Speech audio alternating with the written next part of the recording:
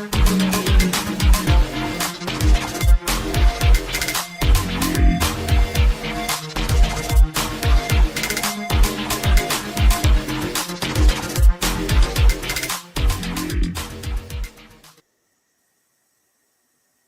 to a new episode of the Guru Perspective, and today I want to break down some of the things that materialized over the weekend. I want to first start off with the deal that shocked the world as of recently. I know for sure it definitely shocked me. I was on my way to sleep. Something told me to stay up and check out the rest of the NBA, which was hard for me to do because I still got the football heebie-jeebies in me right now, trying to get ready and prepare for the Super Bowl. But some good games on that night, and I said, let me sit up, see what's going on, and see what materialized. And it was cool to see when you seeing all the players looking on their phones and seeing what was going on, just like I was doing. I thought it was a joke at first. A lot of people thought that it was clickbait and didn't really believe it with their own eyes until I went to two of my more legit, reliable sources and websites, and they both were on there. The Anthony Davis going to the Dallas Mavericks, and you had Luka Doncic going to the Lakers. That took the world by storm. And the trade details was Anthony Davis and Max Christie going over to the Dallas Mavericks in the 2029 Lakers first round draft pick. Luka Doncic, Max Kleber, and Markieff Morris were going over to the Los Angeles Lakers. And the Utah Jazz was the third team in this deal. They get Jada Hood, Shafino, 2025 Clippers second round draft pick, and the Mavericks 2025 second round draft pick as well. The weird part about it was, and there's no disrespect to McCall Bridges because I like the brother and think he's a good player, but the Nets received 5 first round draft picks for him. The Jazz received 4 first round draft picks for Rudy Gobert. The Mavs only received the first rounder for Luka Doncic. So I was like, come on now, you guys got to make it make sense. I was definitely surprised with that one. I thought they would have got more from a 25-year-old kid who's in his prime right now, who's always knocking on the door to be the MVP candidate. And then I like the deal, when I seen my man Zach LaVine finally getting out of Chicago. They were saying at one point that the teammates of his didn't believe that he was buying in with Chicago. He had his differences over there. And I believe when they were trying to trade him last season, he got injured. So that took away from any type of trade that they could get or acquiring from another team. And last but not least, now this year, he's going over to the Sacramento Kings and playing with one of his old Chicago Bull teammates, DeMar DeRozan. I think that's going to fit well for them. I don't know what was really going on with De'Aaron Fox over there, but I was hearing rumors, and a lot of people were hearing those rumors about him being up for trade.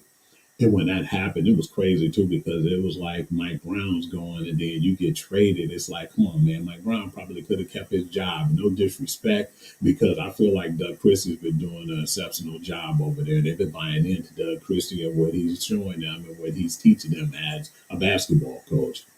But DeMar DeRozan going over to the San Antonio Spurs is going to be actually really good for that team, because now you have Chris Paul. And I don't know how long he's going to be playing, but still now you got a younger player in De'Aaron Fox to go along with Victor Wembanyama. I wanted somebody like a Trae Young or somebody to go over there to help him out to bring the excitement back to San Antonio. And that's what happens now when you get a young kid like a De'Aaron Fox over there. I think that those were two really good deals as well, and it hasn't really been much materializing. You heard a lot of rumors like the Zion, going over to Golden State. Hell, Golden State don't care long as they could get 2 All-Stars. They're calling everybody. They were calling on LeBron. They were calling on Giannis. They called on Zion. And I see a deal just recently that didn't materialize with them trying to get Jimmy Butler to go over to play in Golden State. He didn't want that. I think he more or less had his eye on the prize and he wants to go over to Phoenix. I want to see what Bradley Beal's going to do. I know I've been hearing that he said he definitely don't want to stay over there. He want to be traded. And there's a lot of guys like Brandon Ingram. I've been hearing rumors him coming to Detroit, amongst other teams like the Utah Jazz and others is out there. So yeah, it's been really interesting to see right now because usually the trade deadline really gets sizzling. Right now, it's funny too because with all these crazy deals that was going on, it was taken away from the Super Bowl, and the Super Bowl right now usually waiting 2 weeks to kind of sizzle out a little bit. So the NBA has been definitely taking command right now with their advertisements. A good trades is going on with the deadline, which will be February the 6th. Depends on how everything's going. And if there's some really good deals going that day, I possibly might do a special on that day too. Don't forget, you guys, Friday. And that's going to be, actually, I take that back. Today's Tuesday, so it'll be Thursday. I'll be doing it live once the trade deadline goes about. And I just want you guys to stay tuned because if there's some really good news going on, I will do a show, and I probably do it most of all after the aftermath of all the trades, so I can tell you what's going on, the details of who got traded, and the draft compensation as well. I've been very happy with what's been going on with WNBA as well as far as their trades. Been a lot of good things going on over there.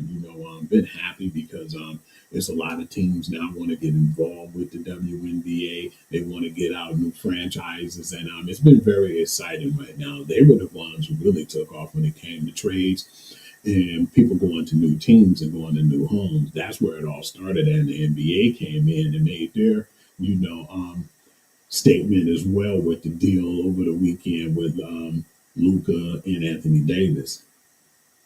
I want to talk about something that I already talked about recently, but I want to get you guys up to date. Nashville is in the bid for a WNBA team right now. They're going to get a team, and it would honor Pat Summitt's name. And I definitely feel like it was about time for them to do something like that. That's going to be really great, and it's going to be heartfelt for the people who love, college basketball and what Pat Summitt had to do with it. And she has so much impact in the game, and I'm a huge fan of her. So for them to put a Pat Summitt name on a building and a franchise that they're about to make up in Nashville is just a perfect timing right now. That's what I believe. And the investors in the group, of course, is Candace Parker, Peyton Manning, and entertainers like Tim McGraw and Faith Hill. I want to talk about some college basketball men on the men's side too, as well.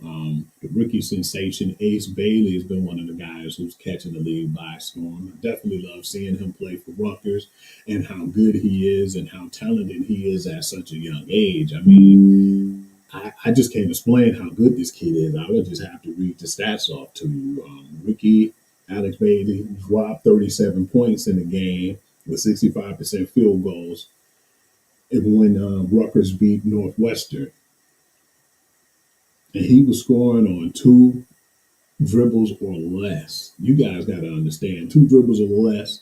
That means he's getting the ball, he's maybe dribbling twice, catching and shooting, or barely even doing that, getting the ball and shooting as he gets the ball. So the accuracy of Ace Bailey on the road in January is very impressive too, and it caught my eye, and I wanted you guys to hear what he's been doing so far. In January, he had 32.5 points per game, 62.5% field goal shooting, and 60.7% in 3-point shooting. That is unbelievable, especially for a rookie to actually take control like that and be a court general. So, yeah, I definitely want you guys to keep your eyes out if you haven't already on Ace Bailey. He's very fun to watch. I want to talk about some of them WNBA trades as well that went on just recently. The Phoenix Mercury acquired Satu Sabali from the Dallas Wings in the three-team trade.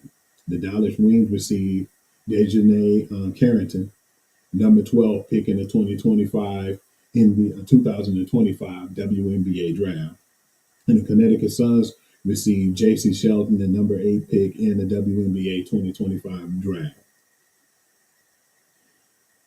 I want to talk about some other things that was going on too, and actually get into the NBA. But before I get into that, let me talk about Michaela Blake from Vanderbilt, the young lady who has the rookie record in scoring right now. Michaela Blake of Vanderbilt, women's basketball, has the most points by a freshman in NCAA history. scoring 53 points, passing Juju Watkins, who had set the record 51 points. She had 53 points on 16 to 24 field goals and 5 out of 9 3 pointers. To beat Juju by itself speaks volumes. But Michaela Blake definitely put her name out there, and there's so many good rookies out there right now, like Kiami McMiller. So it's a lot of people to keep your eye on, especially when it comes to women. No disrespect to the men, but I've seen and I know a lot more women talent right now. But like Ace Bailey, there's more guys out there like your Cooper Flags, and there's going to be many more to come around. And it's getting closer to March Madness, so you're going to know a lot more of these guys' names coming up in the next month. Natasha Howard leaves the Dallas Wings and rejoins the Indiana Fever in free agency. I thought that was good because I feel like Indiana is really stepping up right now. They're getting some people who want to play with Caden Clark and Alea Boston and those women over there, Kelsey Smith. I think that they're going to be good, and I believe they'll go deeper this time into the playoffs. I don't think they'll be a one and done. I want to see what they're going to do more of in the ladies' field too, as far as the WNBA, and there's a lot of things that I still feel like trades and things is going to be materialized. I want to talk about this man in the NBA, and it's like he never really gets the credit where credit is due. I feel like, unfortunately, this year he might be the MVP once again. And don't get me wrong, I like Cy Gilbert Alexander. I feel like, he's one of the best players, if not the best player in the NBA. But you can't take away from what Nikola Jokic has been doing as of late. And that's one of the reasons why he's always going to be relevant when it comes to the MVP. I think that they're getting to the point where it's so easy for him to score and do the things he's doing that they're going to look past him this year. And no disrespect, but I still feel like Shai Gilgeous Alexander deserves if he do get the MVP. Nikola Jokic had 8 triple doubles in January. As of January the 24th, 2025, he had 20 triple doubles in 2024 through 2025. Triple doubles in January for him. Basically, Jokic had his fourth straight triple double on January the 22nd. And I'm going to tell you, too, how many people, as far as players, he had more triple doubles in their whole career. He has more triple doubles this month than these players, of course, in their whole career. And it was surprising to me because I thought some of these guys had more triple doubles on the list. Paul George, Damian Lillard, Isaiah Thomas, Steve Nash, Tim Duncan, Pistol Pete Maravich, Jason Tatum, Dwayne Wade, Anthony Davis, and of course, who I just mentioned, Shai Gilgeous Alexander.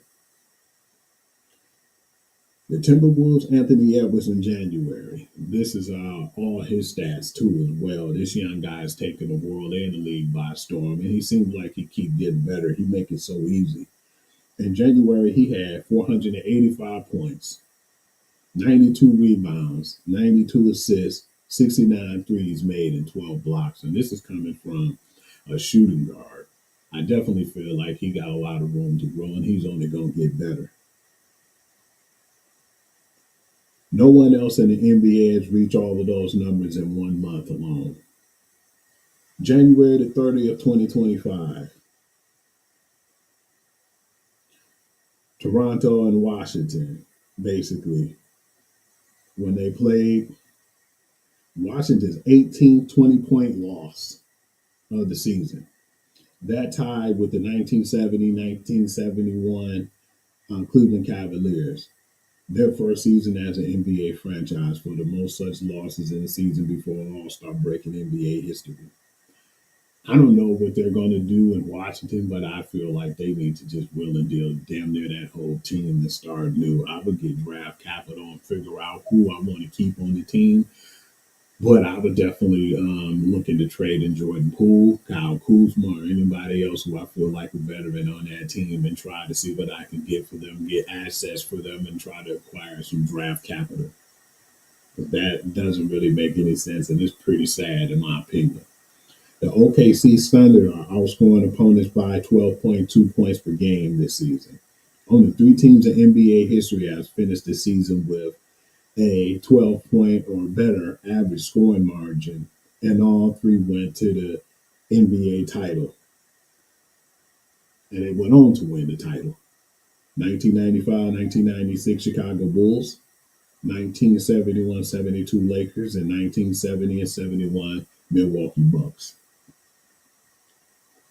College player Cannon Catching of BYU was the only player in Division One as a freshman this century to go 8 of 8 or better from the field, 4 of 4 or better from the 3-point line, and 3 of 3 or better from the line in a single game. I want to get back to the WNBA. This was one of my favorite players that was playing. They were a power couple, Elisa Thomas and DeWanna Bonner. The six-time WNBA All-Star DeWanna Bonner is signing a one-year deal with the Indiana Fever. And I feel like her going over there as well is going to be something that I keep my eye on, because I definitely feel like with Natasha Howard and DeWanna Bonner, that's even going to be a tougher team right now. I don't know how long they're going to be on the team. And then me seeing Brittany Griner going to Atlanta Dream, and seeing Phoenix getting Melissa Thomas. It's just really a lot of things that are going on right now. I feel like right now with the WNBA, they already made their stamp of approval of just being great athletes and great players. But to see them and see what they're doing right now, and then to see all the competition add up, is something that I've been looking forward to right now. It's been really easy for me to fall in love to watch that too as well, because I've been a huge fan of what's been going on with the WNBA. But then now you got all these all stars switching teams too, and I just want to see what's going to happen with these new teams. I still feel like to be the team, you got to beat the team right now, and the best team is the New York Liberty. So I want to know what they're going to do, or are they going to stand put with what they already have, or they feel like they're good enough to go for another back-to-back title. I want to step off and check too and see what's going on right now in the NBA, because I haven't really been seeing too much. It's been kind of quiet, and it looks like it's still going to be that way. I've seen something that just materialized too. The Sixers and the Mavericks has agreed to trade, according to Sharinia, okay, who reports that the forward Caleb Martin is heading to Dallas in an exchange for guard Quinn Grimes and Philadelphia's 2025 second round draft pick, which the Mavs acquired in the previous deal. I think Caleb Martin is going to be good over there. I think that they needed something for him. He needed to change the scenery as well. So him going to Dallas, I want to see what that do, because he played so well in Miami and just kind of disappeared. So him going to Dallas, I want to see what's going to happen there. And that was a deal that's not really nothing that's really huge. It's more like a smoke and mirrors deal. But I want to see what's going to go on with like I said, the Brandon Ingrams and what happened when Jimmy Butler's going to land, and just really looking forward to seeing what that's going to give us soon. But I know right now, my favorite thing is right now, this time of season, is just relax and get ready for the Super Bowl. I usually don't even talk about basketball as much, but it's been really good to see some of the things and the activities that went on just recently. So that being said, I did want to bring up a few things or something that happened in the NFL, and I haven't really spoke on yet. I want to talk about what happened with Justin, the kicker, Justin Tucker, with the Baltimore Ravens. Now, I usually don't talk about stuff like this often and really get really into detail. Before, I didn't like to talk about things like this because it was happening to many people of color where they'll get in trouble, and before they was even found guilty, they'll get dragged under the mud from other, sports broadcasts and places, and they don't even really get a fair share. It's like they're already guilty before even proven innocent. So I like to say with Justin Tucker right now, and all the things that are going on and materializing as far as the massage parlors, I just want them to keep that same energy with him, that they did with Deshaun Watson, because right now they're saying it's like nine parlors that came out, or six of the massage parlors said that he was doing inappropriate things in the massage parlor, and then three more came out just recently as well. And before that brother Deshaun Watson was even proven guilty, man, he had a civil suit, and he was suspended, for half a season.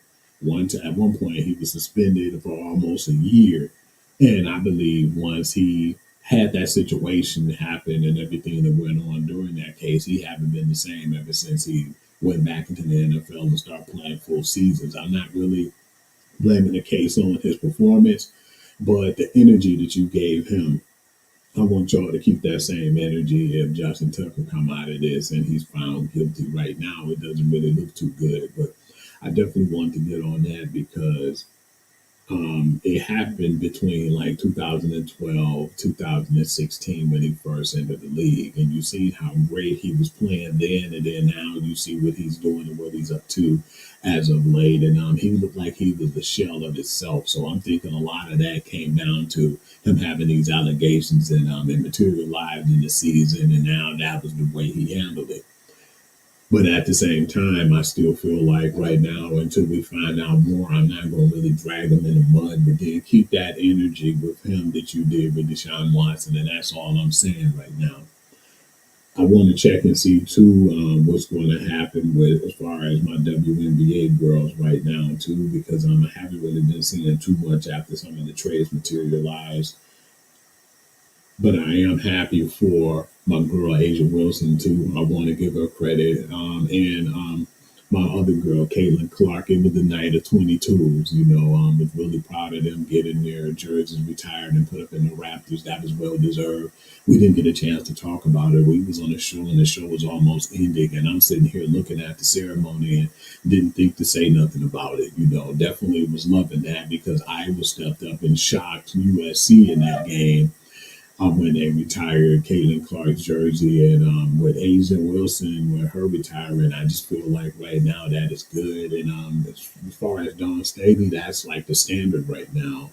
I mean, UCLA is the number one seed right now, but still, I still feel like right now you have Gino Oriana, and then you have Dawn Staley right there with him. So it's been a lot of good things going on in college, and that was two things that I feel like was well deserved as well. Besides that, I want to finally, and I wasn't really talking too much about the NFL. I'm going to do just a little bit. I want to give my Super Bowl predictions now. And I know I might sound like I'm a hypocrite because I've been saying Kansas City was going to go there all year, but I did say they were going to lose to the Detroit Lions. It didn't materialize that way. A lot of us are still heartbroken over that. I still don't think I recovered like I should, but I'm over it, and I'm going to still watch football. I'm not going to get to the point where I be too upset and say I'm not watching any sports or anything of that nature. That's just crazy.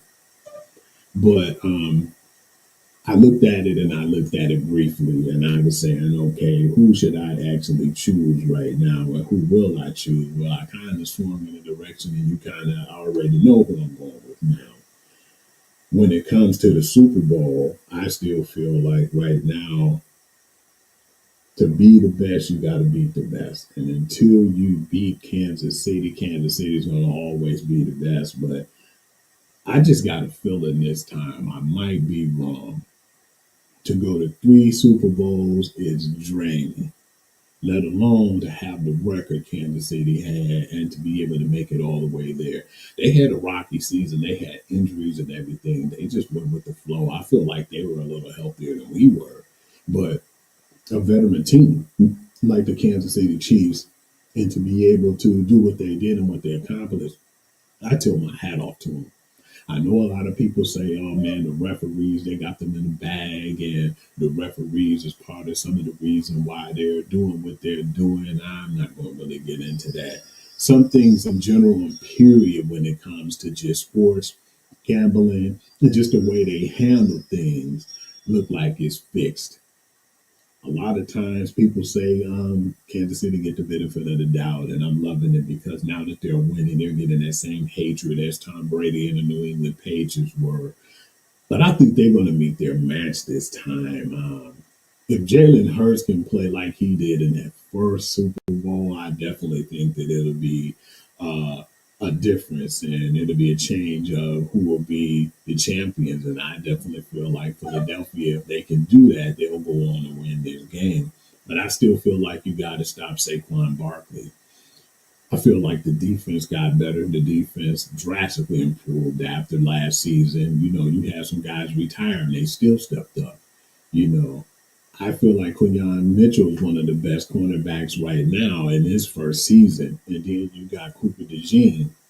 You have Jalen Carter, man. You have like so many guys. I can just keep naming how good that defense is. Brandon Graham, a Michigan alum, you know. There's so many guys on that team on offense and defense make that team strong. If AJ Brown can play within himself without getting mad and pouting, if you know Devontae Smith have a good game, and don't be upset if Saquon's getting the ball and he's running all over the place, I believe that they have a chance. I believe right now, I'm going to favor Philly by that 1.5 point that they have Kansas City winning as. And I believe because of Saquon Barkley. I don't know, man. I think they're going to come up with a huge defensive stop, and it's going to probably be one of the rookie kids to come out on top and doing this. And I believe they're going to get a pick on Patrick Mahomes, and they're going to do something to where it's going to change the dynamic of the game, and they're going to go on to win.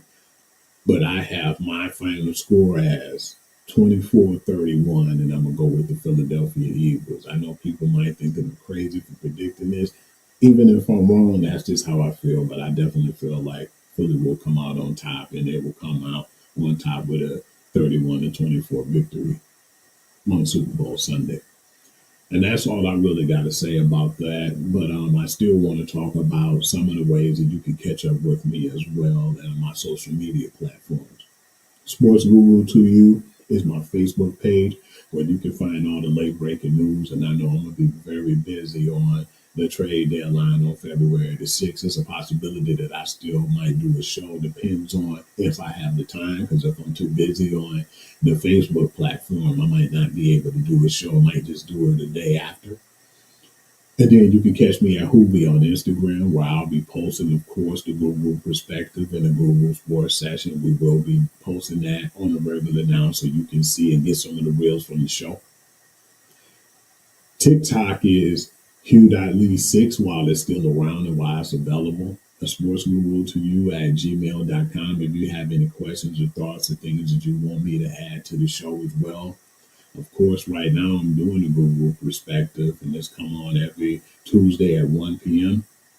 and a Google Sports Session Wednesday at 9 p.m. Thank you all for chiming in and showing me and Eric love and support.